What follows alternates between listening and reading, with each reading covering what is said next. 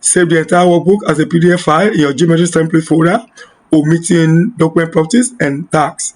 To do this, just select the file tab, then select Save As, and then select Browse, and select Documents,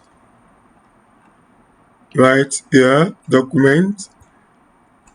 Okay, then Geometry template folder.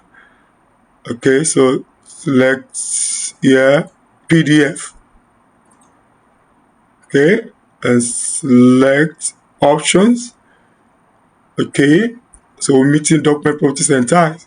So uncheck Document